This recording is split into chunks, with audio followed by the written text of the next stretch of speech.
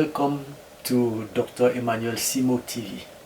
It is always a great joy for me to come and share the Word of God on this channel. Today again, we will go into the Word of God and see what's in a leader, in the life of a spiritual leader. What is it that we can find, that we can learn in their life, that will build you and I and help us to achieve our destiny?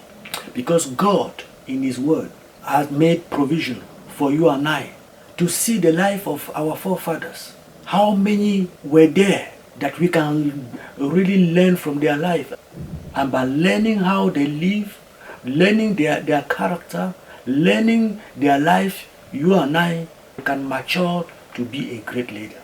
Because God have called you and I for a specific purpose that you and I must be able to achieve before leaving this earth. Though it is not easy for many to find their purpose in life, but remember one thing: God have called you and I for a specific purpose, and you and I must go to Him and find out what He has called us to do. Because you and I will never be happy until we are in the center of our calling. We will never find fulfillment, a real fulfillment on this earth, unless we are in our calling and we are doing that. That is why it's very, very vital for us to know the will of God for us, to know our calling. Hallelujah. Because most of leadership are made, not born. Therefore, we need to learn how to become a leader. How to become a leader. That leader that will work according to God's will. It is very, very important. I have compiled 12 characteristics of a spiritual leader, and I want to share it with you. Number one, he is committed to the Lordship of Jesus Christ. Number one characteristic, spiritual leader, he is committed to the Lordship of Jesus Christ. Now, let us go to the Word of God and look at 1 Corinthians chapter 11. 1 Corinthians chapter 11. 1 Corinthians chapter 11 says that Apostle Paul here is talking. He says that, follow my examples as I follow the example of Christ. Follow my example as I follow the example of Christ. Apostle Paul maintained a personal relationship with God. He strives to put Christ first in all his life. He was a great leader, but he knew that to be a great leader, he must be connected to the Lordship of Jesus Christ. Because it's from Jesus Christ that you have the strength to lead. Remember that if you are a spiritual leader, you are called to lead people. And you and I know that it's very, very hard, very difficult to lead people.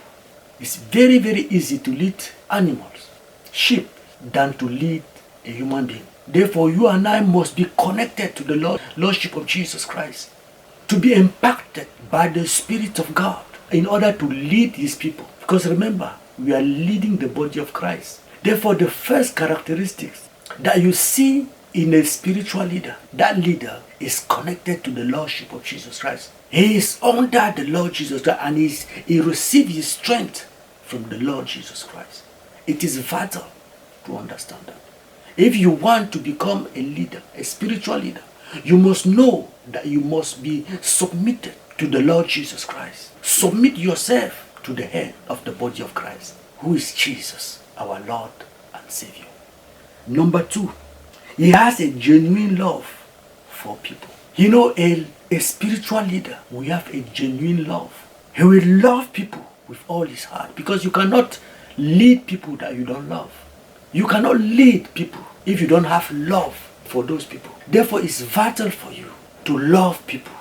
To love people. Love God. It will be easy for you to love people. Because the more you love God, the more you will love people. And that is why you could see the life of Jesus Christ on earth. He was always connected to his Father. And he was always doing the will of his Father. That shows his love to his Father. And because he loved his Father so much, it was easier for him to love us, the children of God. It was easy for him. Therefore, the second characteristic that you see in a spiritual leader is his love for people. Not only is under the Lordship of Jesus Christ, he loves people. He loves people. He is so passionate to do good. We must understand that. Not only that he loves people, but he's ready to share with people. Because if you love, you will share. Let us look in Acts chapter 2. Acts of Apostles chapter 2 and verse 44 to verse 45. The Bible says that now all who believed were together and had all things in common, and sold their possessions and goods, and divided them among all as anyone had need. You see, and you could see even Barnabas, a Levite, sold his land and came and put the money because of the love to serve the people of God. When you love, you are ready to share. You are ready to give. You are ready to see the burden of your brother, of your sister be removed. Now, the third characteristic is that he is very humble. Without humility, you cannot effectively lead people. You have to be humble. Humility is a key for the service in the body of Christ. Because Jesus Christ showed that. He demonstrated humility when he was on this earth. And humility is what will draw even people towards you and towards God. It's important to know that a spiritual leader must be very humble. Humble because you are serving God. Because you want people to look at Jesus, the example. Let us go in John 13 and you will find out Jesus in action. The Bible says here from verse 3.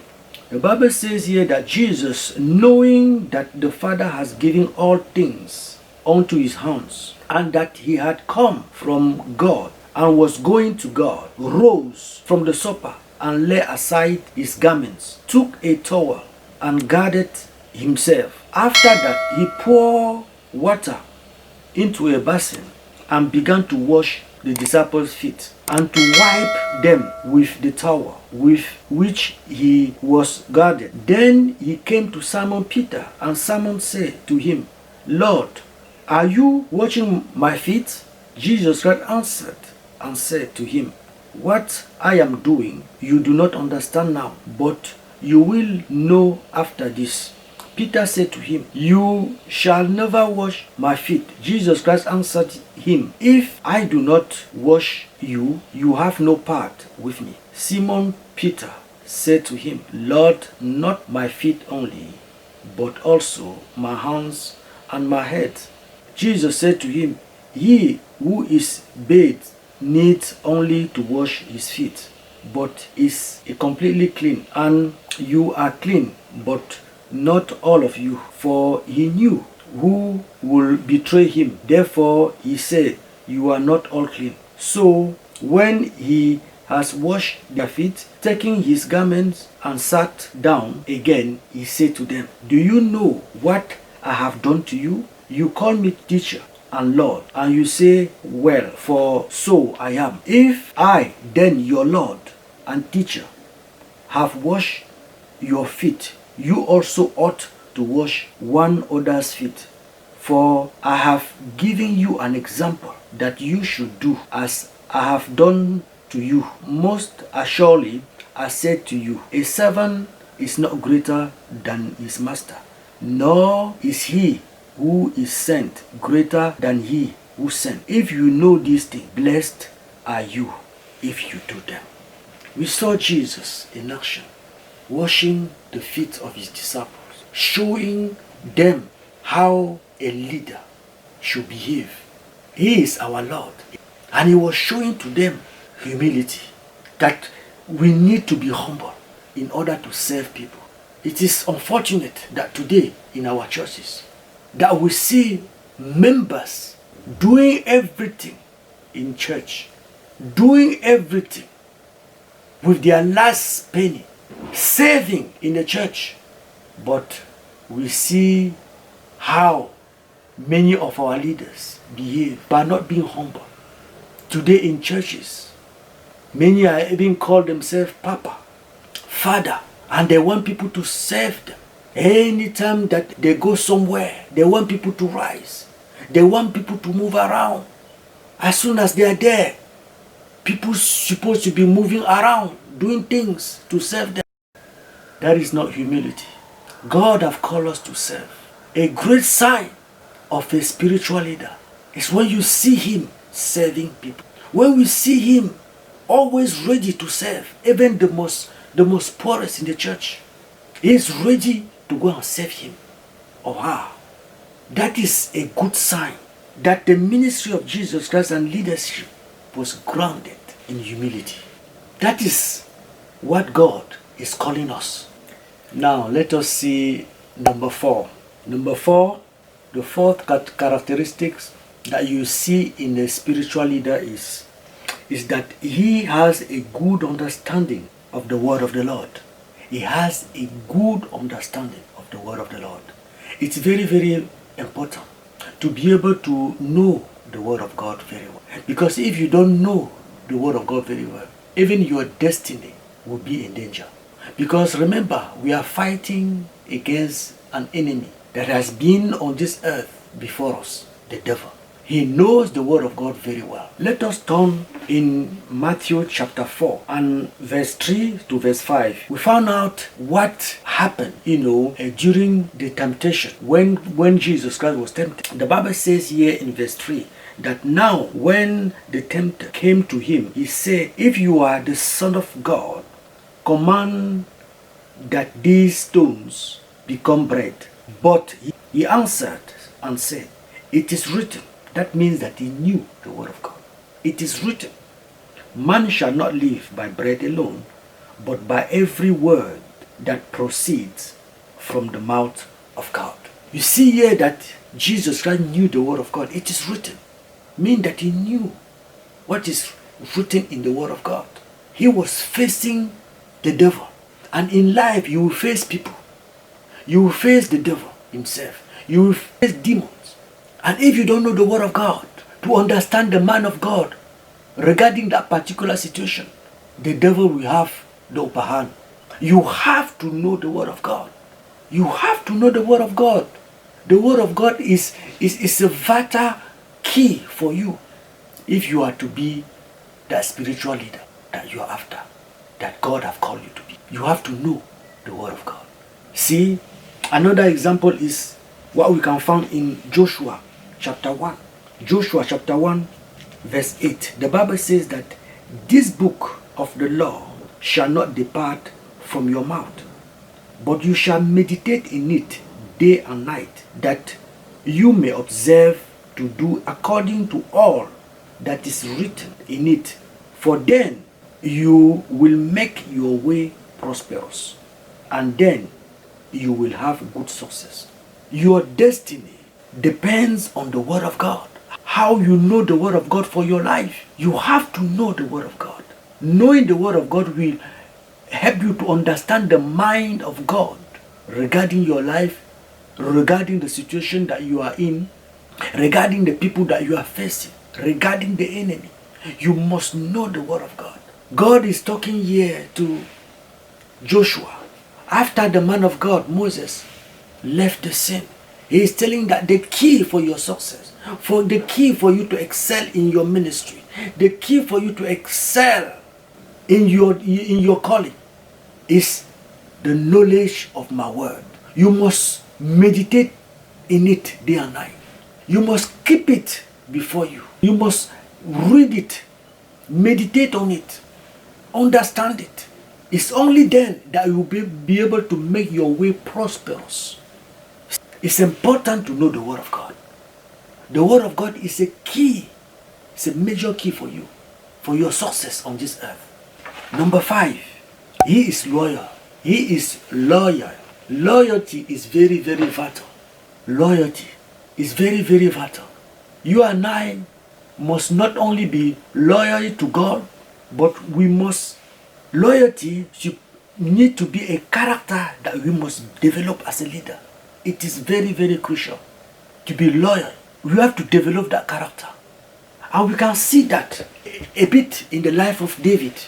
David was somebody very loyal. Very, very loyal.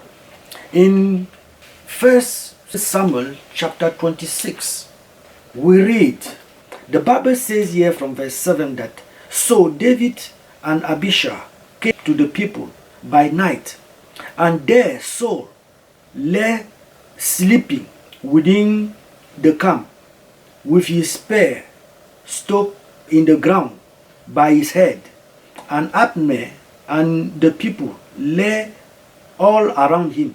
Then Abishai said to David, God has delivered your enemy into your hands this day. Now therefore, please let me strike him at once with the spear right in the earth, and I will not have to strike him a second time. But David said to Abishai, do not destroy him, for who can stretch out his hand against the Lord's anointed and be guiltless? David said, furthermore, as the Lord lives, the Lord shall strike him, or he shall go out to battle and perish.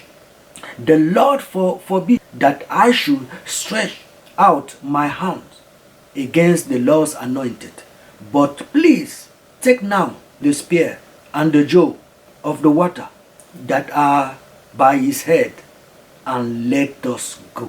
So David took the spear and the jug of water by Saul's head, and they got away, and no man saw or knew it or awake, for they were all asleep, because a deep sleep from the Lord had fallen.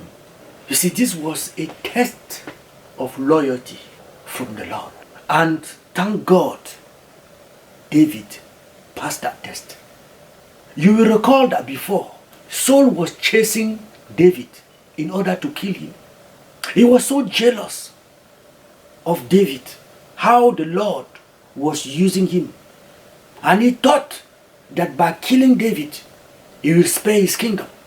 He went after David, and the Lord made them to sleep, him and all his army, giving him in David's hands. But we saw here that David didn't want to kill the man of God.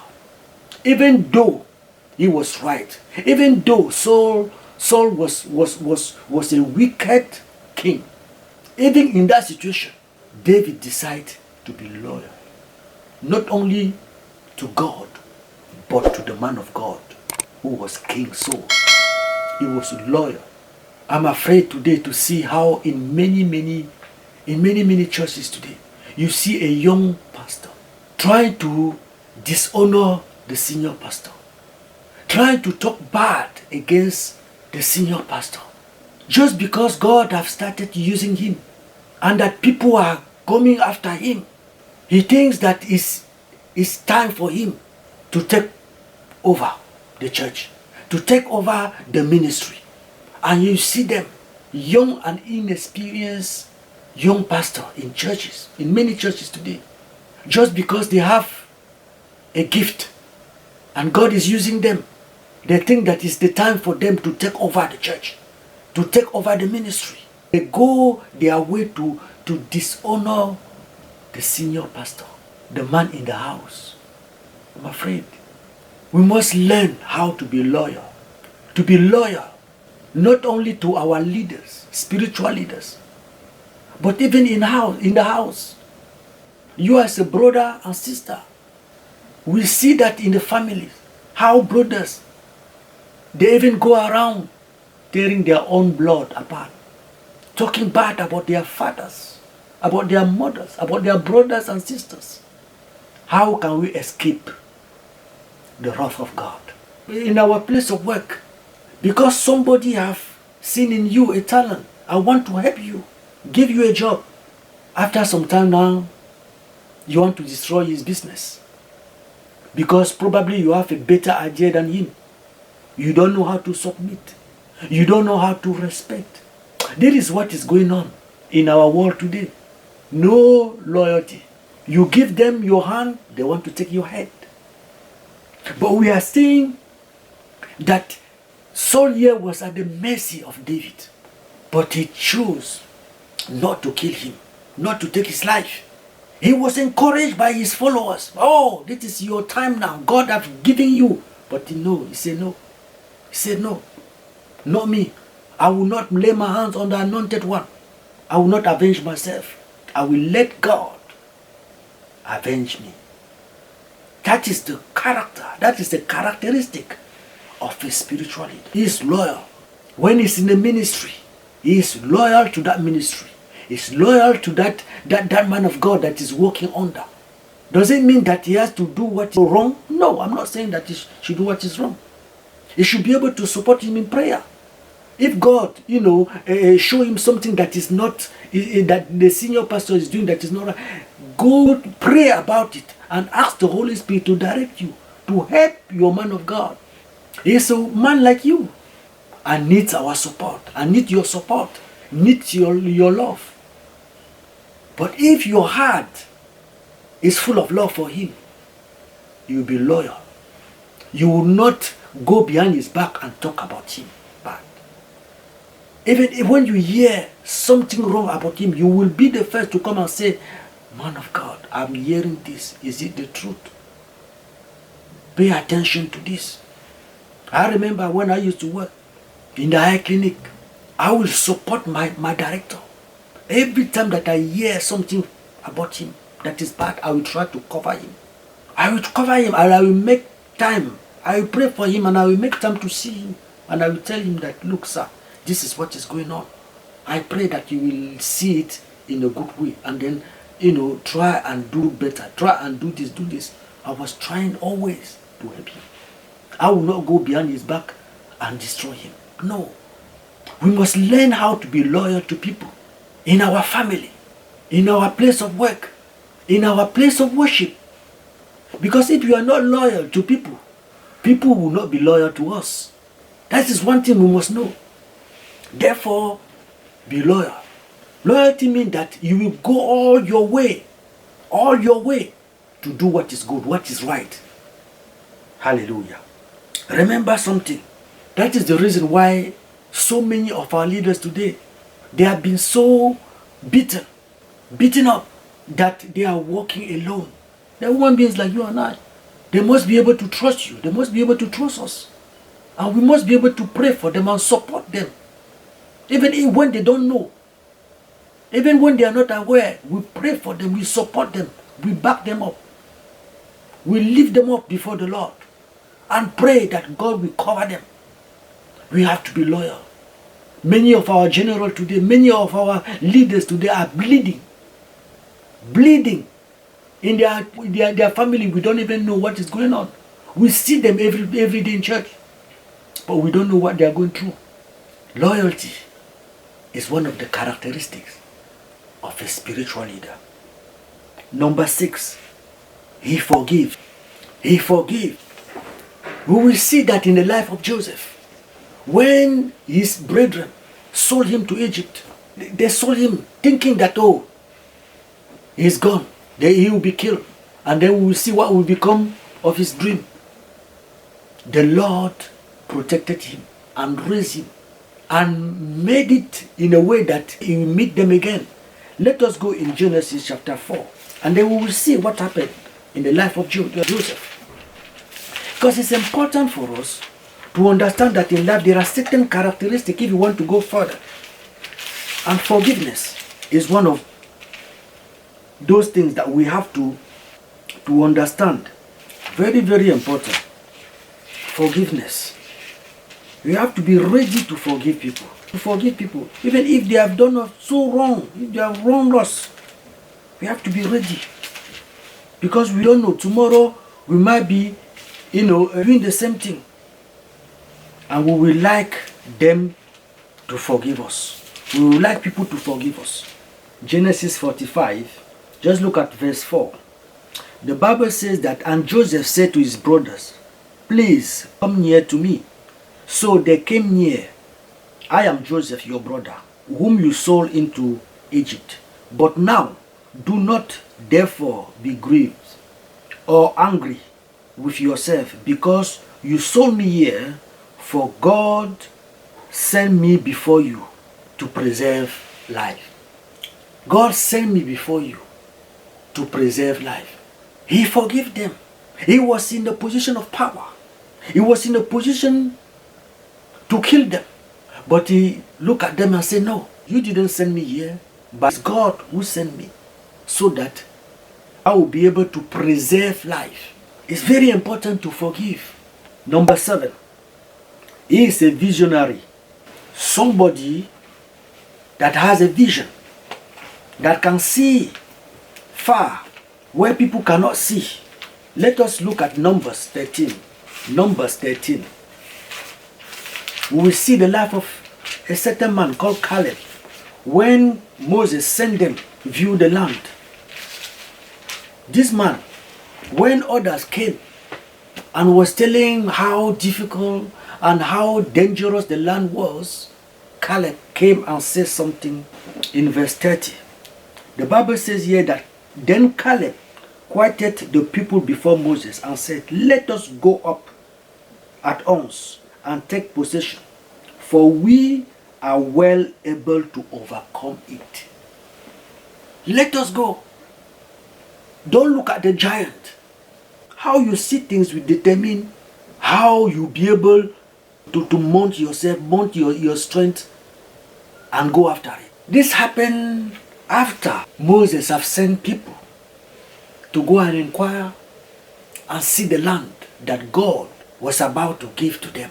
And many came and told the servant of God that no, that land is impossible. There are giants in that land. We cannot be able to take them. We know to take possession of that land, it will be difficult. We are too small. We are too weak. We are not capable of taking possession of that land. But Caleb saw differently. He perceived that that land is the land that God have given to them, and that God has equipped them to be able to take possession of that land. And a spiritual leader will be able to display that capacity of seeing things that others might not be able to see.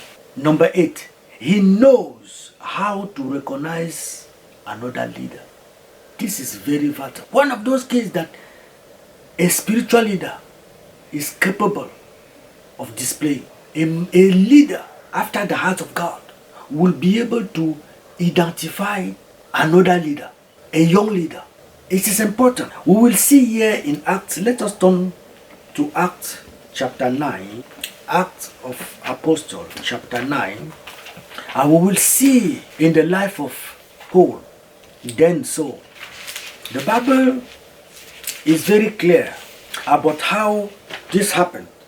The Bible says in verse 26, 8, 9, 26, the Bible said that, and when Saul had come to Jerusalem, and he tried to join the disciples, but they were all afraid of him and did not believe that he was a disciple. But Barnabas took him and brought him to the disciples, and he declared to them how he had seen the Lord on the road, and that he had spoken to him, and now he had preached boldly at Damascus in the name of Jesus. You see, Barnabas were able to recognize in Paul a new leader. Even though the disciples did not want to see him, they were afraid. They didn't believe that this man had given his life to Christ, because they knew the past of Saul. He was always after the disciples, the Christians, to kill them from village to village, from house to houses. He was always there killing them. And when this man came to the saving knowledge of Jesus Christ, nobody believes in him. It took Barnabas to be able to recognize in him another leader. And he called him, he took him to the disciples and said, look, you can believe in this man. I believe in him. I believe that God have touched him. You see, that is one of the characteristics of a spiritual leader. He is capable of looking through a person, through another leader, and recognize him that need to be used in that level. You have to develop that capacity of you being able to see the goodness in people, see the hand of God on people. It's one of the characteristics that you need to have as a spiritual leader.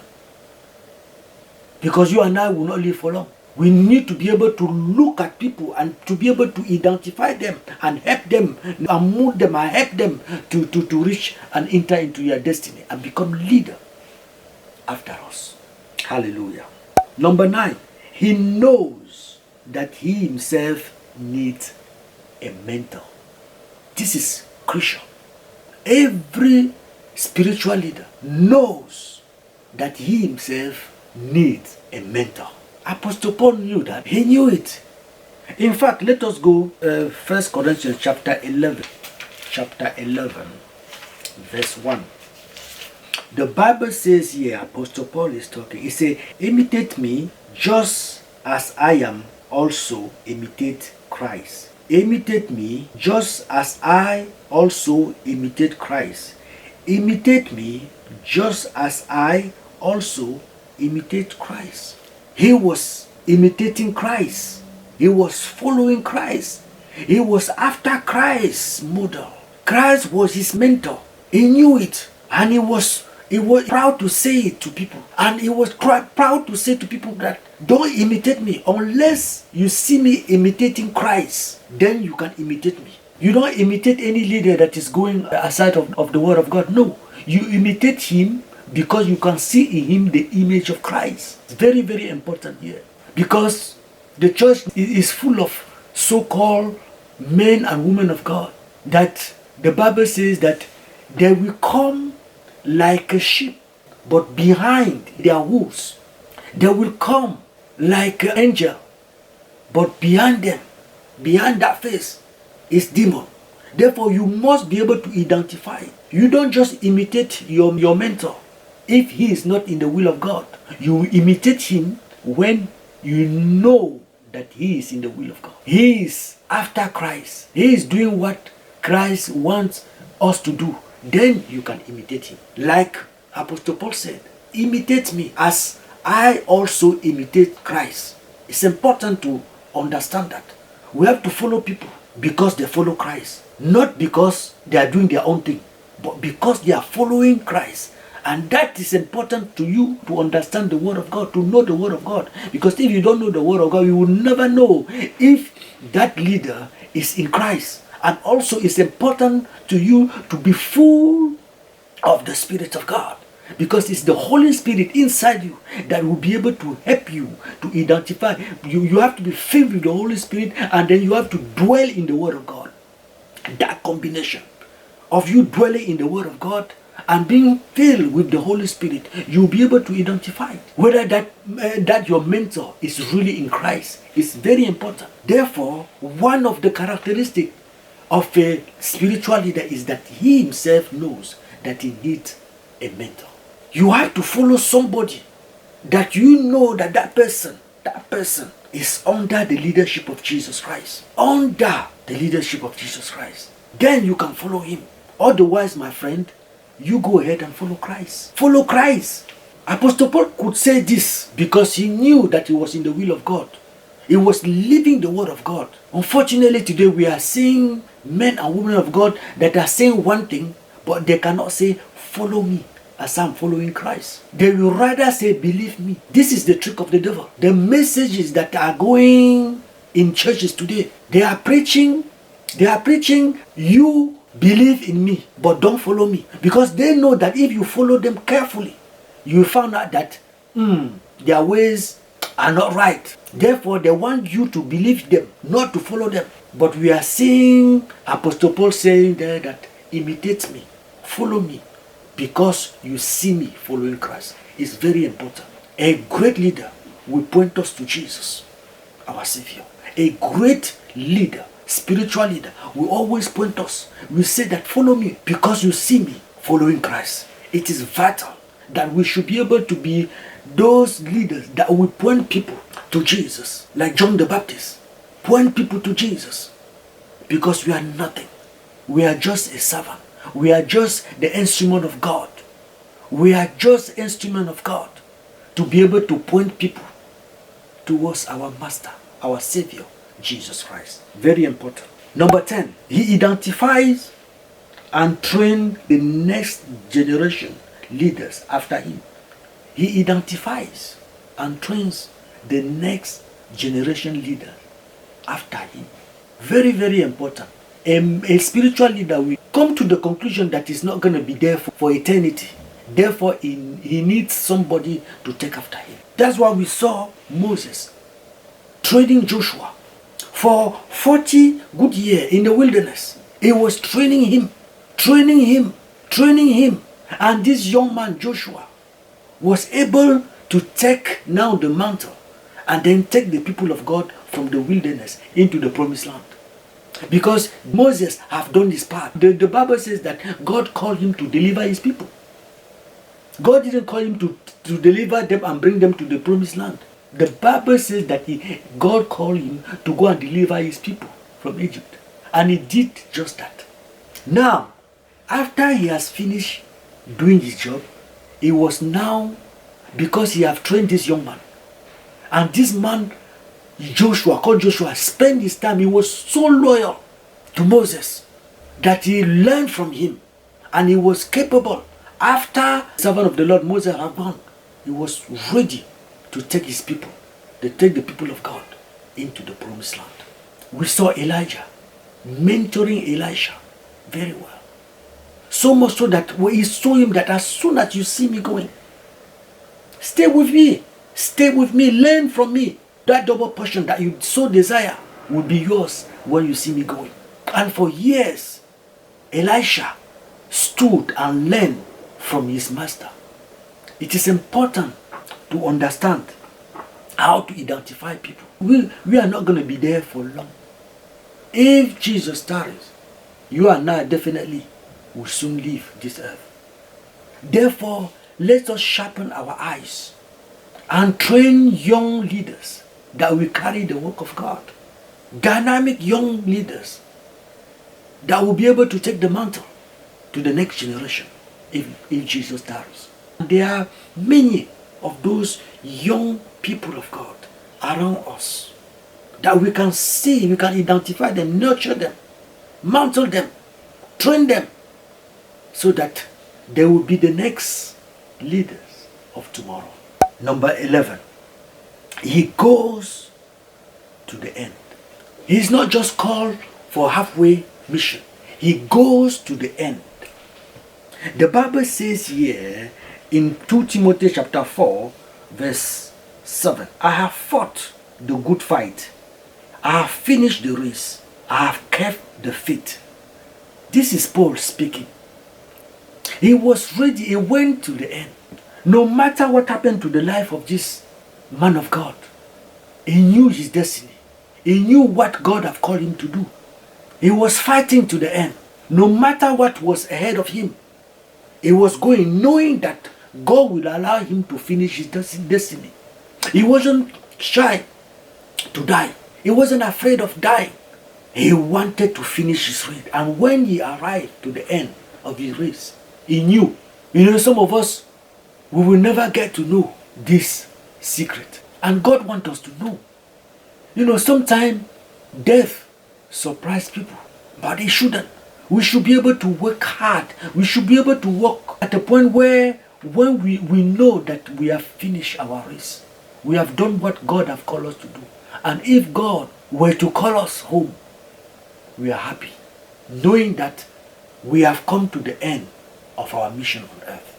How many of us can say that? How many of us are prepared? How many of us are doing the will of God so much so that we are almost there? And we know that when we reach there, if God called us home, we'll be able to say, oh God, thank you for giving me the grace to do what you have called me to do.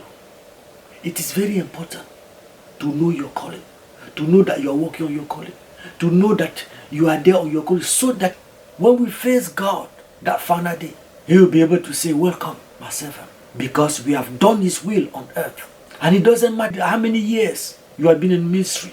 What is important is the will of God in your life for you to do. So Jesus Christ spent 33 years and a half on this earth, but He did only 3.5 years in the ministry. But that ministry, the whole world have never seen a ministry like that. It doesn't matter how long you have been in the ministry. What matters is, are you doing the will of God for your life? Are you busy doing what God have called you to do?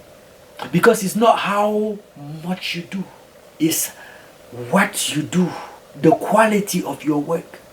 It's not the quantity, it's the quality. It's what God have called you to do that matters. Look at Martha and Mary.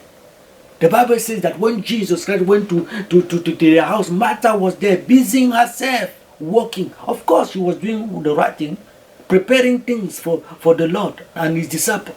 She was doing the right thing, but it wasn't the needed thing. Mary did what was good. Why? Because she was seated by his feet, listening to the word of God, listening to Jesus himself. See, sometimes we are busy doing many things in the body of Christ. We are busybody, doing things, but we are not effective. But when we are really in our element, when we are really where God has called us to do, and we are doing it with the help of the Holy Spirit, we will be happy. And when the time will come, we will know that we have fulfilled the will of God for our life. Because we weren't competing with anybody. We knew what God had called us to do.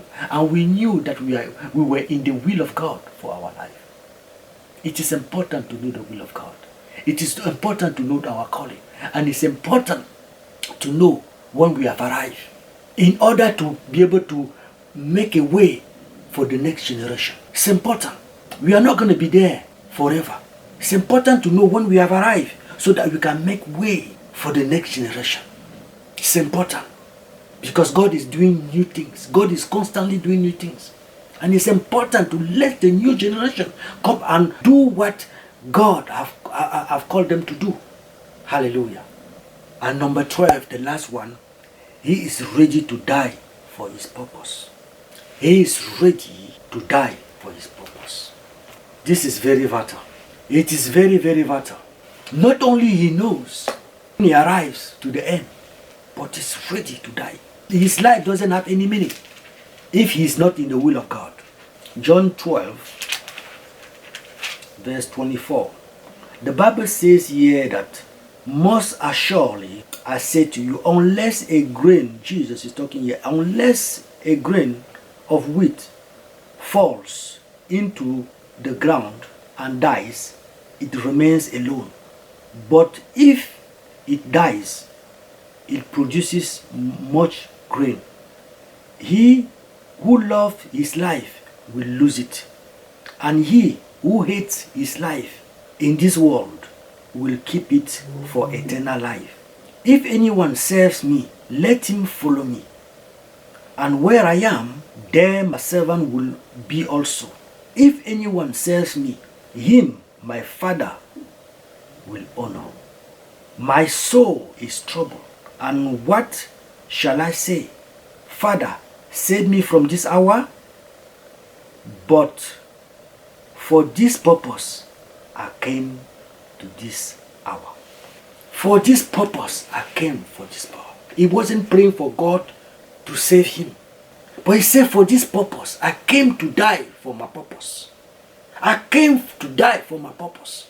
My friend, a spiritual leader will be ready to die for his purpose. He'll be ready to die for his calling. He'll be ready to die for what God has called him to do, for his destiny. Because, my friend, life is nothing if you are not in the will of God for your life. If you are not in the will of God for your life, you will not experience, you will never be fulfilled. You can have money, you can have houses, you can have cars, you can have everything this world can give. But if you are not in the will of God for your life, you are a poor person. You are a person that doesn't know what God has for him. My friend, you ought to know what God has called you to do. Because when you know what God has called you to do, and when you are doing it, you are fulfilled. You are a fulfilled person. You are happy. You know that your present life is assured, and your destiny, your future life is assured. Because one day when God will ask you, when you will come face to face with your Maker, He will just ask you one thing. Have you done what I've signed you to do? Because you and I are ambassadors of this earth, with a specific message, purpose to achieve on this earth. And God wants you and I to be able to achieve it. Hallelujah. He is ready to die. As we long, we seek for leadership in the body of Christ. Let us understand that is God himself that is able to make us a leader.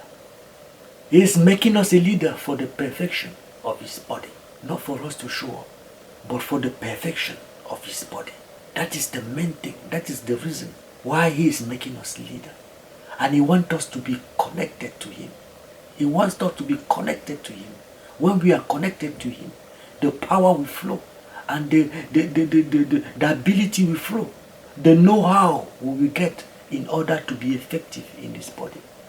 As you answer to this call, my friend, know that your attitude will determine your altitude. I will repeat it again. As you answer to the call of a leadership, know one thing. Your attitude will determine your altitude in your calling, in your life. Your attitude towards God first. Your attitude towards his word. Your attitude towards people. Your attitude towards money. For God said that you cannot save God and mammon. Let us pray. Father, in the mighty name of Jesus, I thank you. Thank you for this precious hour that you are giving us to know that you have called us for a divine purpose on this earth. I pray that you will enable us, Lord Almighty God, to seek for this virtue, to display these characteristics in our life, in our calling, so that, Lord Almighty God, we will be effective in your hands. Holy Spirit, fill us. Fill my brother. Fill my sister. So much so that, Lord Almighty God, we will understand your voice. We'll be able to understand your voice daily in our life and love you and serve you and serve the people that you have placed before us. We thank you, for we cannot do anything without you. We give you praise. We honor you. In Jesus' mighty name we pray. Amen.